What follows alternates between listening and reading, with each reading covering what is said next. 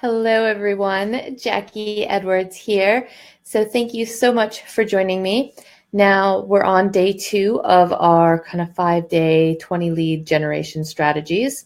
So, today we're going to be talking about spare room. So, you should have received your email this morning at about 7:30, I think it was. And I also posted it in the Facebook group. So if you didn't receive the email, just kind of scroll down through the Facebook group and you'll be able to download it from there so that you can see the step by step. And we're going to go through it step by step right now.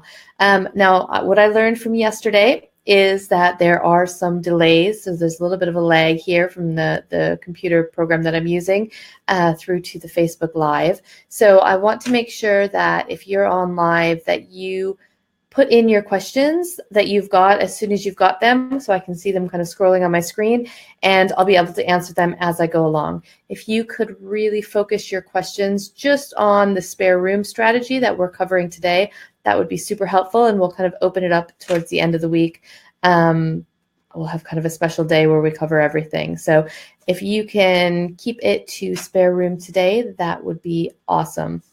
So let me just check that everything is working all right and make sure that I am online. If you are there and want to kind of give me a big thumbs up, that would be awesome. But I think that it all seems to be working. Yep, sorry, just turned it on my mobile. So there I am. All right, so welcome, thank you, and let's get started. I'm going to turn my name off on the screen because that might be a little bit distracting. I was just playing with some of the cool features that they've got on this program. And you can see my little logo up in this corner here. Yep, there it is. Oh. So anyways, welcome to day 2. We are going to be talking about generating leads for your rent-to-rent business via spare room. Now, some of you are probably thinking, well, isn't that where we find tenants? And those of you that aren't interested in HMOs are thinking this doesn't apply to you, but it does. So while spare room is just a place for finding tenants, it's also where there are landlords and agents advertising their properties. So there's loads and loads and loads of properties available for rent on spare room. Now, it's not just HMOs. We are going to focus on HMOs in this example that we run through, but I'll show you where you can kind of branch off and use it for your service accommodation. Now, if you're doing service accommodation HMOs, you've got almost the best of both worlds there, so then you can use the strategy for that. But if you're looking more at the kind of one-bedroom flat type service accommodation, you can find leads for that using spare room as well. So I will show you what to look for when we go through the exercise to kind of focus on your service accommodation. So let me jump in and get started right away. I'm actually waiting for a call as well. We've got Thames Water coming to one of our properties at the moment. So they came last week and cleared the drain. The drain outside is blocked. And I assumed everything was working, so I never heard anything else about it. But then the tenant called at the weekend and is super pissed because it's still blocked, or blocked again. So I called Thames Water. I talked to the lady on the phone. And I was like, but they came last week and, what's going on? She's like, oh, we'll just make another appointment. Well, the engineer just called and he's like, well, we'll be there in half an hour. And I was like, oh, that's fine. I was like, but, somebody was there last week. Can you see any information on that? He's like, oh, yeah, it looks like we just cleared it as a courtesy. It was a private blockage that we shouldn't have cleared. I was like, well, nobody told me that. So anyways, he's going to be calling shortly. So let's get this done. So hopefully I can have a chat with him.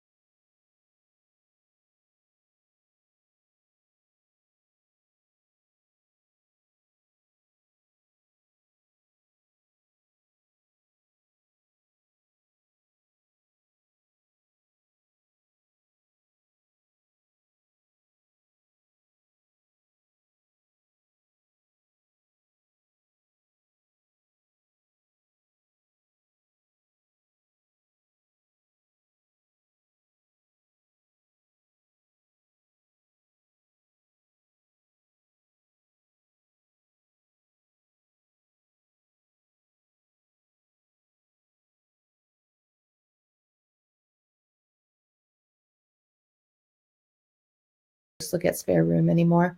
So let's see what other views I can have it on. No. All right, sorry, I'm just having to play around. So I'll keep that down in the corner. So why I would say it's all right to look at properties that are already rented by the room, where the property owner is just looking for a room to rent, is because you never know when somebody might be motivated, when they might be tired of renting their properties out, when they might just be struggling and not know how to find the tenants. They just might not want to deal with it anymore. So any potential lead is worth following up. So it's worth checking in and saying, hey, I see you've got this property available. My line is I'm a relocation agent. I work with companies in the local area to help house their employees. We're looking for properties to rent on a long-term basis to use for our clients' accommodation needs. Is this something you might be interested in? It just opens up the conversation. Maybe they have other properties that they might be interested in this with, whatever. I mean, we discussed this all yesterday. So even if it's just a single room for rent in an entire property, I would still call them, contact them, email them, whatever you need to do. I would include this as a lead because you never know where that's going to take you. There are loads of opportunities. Most of the properties that I took on already had tenants in them. We did ask the landlords to remove their tenants before we took over management. And sometimes that took, a couple of weeks. Sometimes it took a couple of months to do. But most of them already had all of their tenants in. And the landlord was basically just tired of dealing with it. He didn't want to deal with paperwork. I mean, there's more legal requirements now. They just didn't want to deal with it. So we were able to take over. So even though they had tenants already, things were okay. But with us coming in and giving them that completely hands-free experience, they were way happier.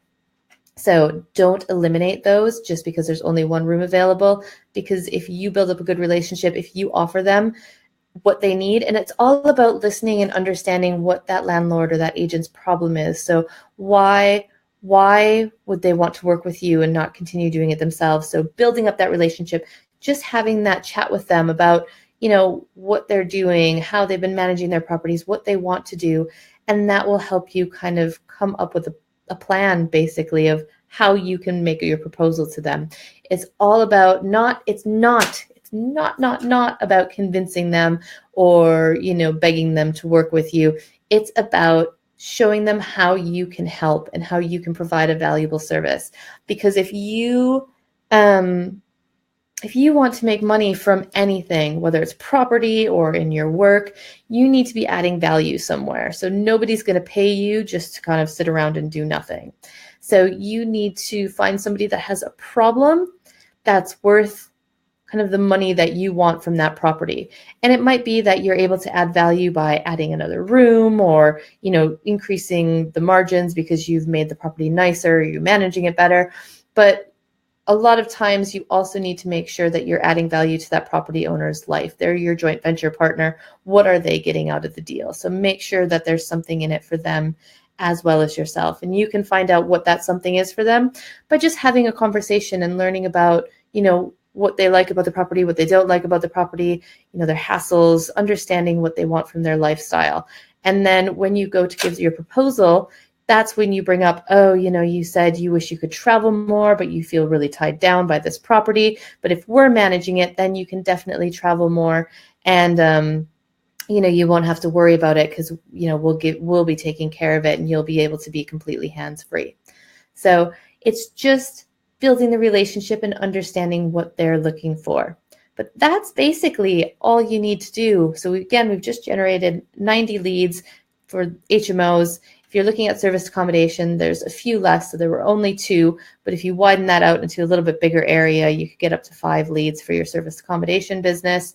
And if you're doing HMO service accommodation, again, you've got 90 leads. So definitely make the time to do this today and see how many leads you can get from this. So I look forward to hearing from you about how many leads you've got. If you've got any questions, I don't see any questions in here at the moment, so I'll hold it open for another minute or two to see if we've got any questions. Let me go back and look at the Facebook page just to see if there were any questions posted that maybe are not popping up in my little feed here because I'm not so sure exactly how everything works here. So pop your questions in if you've got any. I don't see any questions on that post. And I've answered all the questions from yesterday. So a couple people came on and posted some questions. So I typed in the ones that came on after I was there. So check those out if you need to. These videos will be available for you for at least the next week, so the rest of this week, so you can catch up and watch them over and over again. And if you've got questions at another time, just let me know. I am hoping we might do an evening session tomorrow night. So I do have a mentoring call in the evening, but I could pop on probably about 7:30 tomorrow night. For those of you that are kind of working during the day and can't join us for our kind of midday live session. So I want to try to catch as many people as possible. So watch for the announcement of when we'll be coming live tomorrow. Make sure you sign up for the reminders and get out there and start looking for your leads. Don't limit yourself. Don't cut back too much on them. Don't spend too much time, searching them. Are they right? Are they not right? Just put them all into your lead bucket. And again, if you don't know exactly what to say to these people to follow up, stay tuned. So in the end of the week, I'll be giving you more resources on what you should be doing next. So with that, thank you very much for joining me today. I don't see any questions. I'll pop in the Facebook group later and post any comments and answer any questions you've got. Otherwise, thank you for joining me, and I will see you again tomorrow.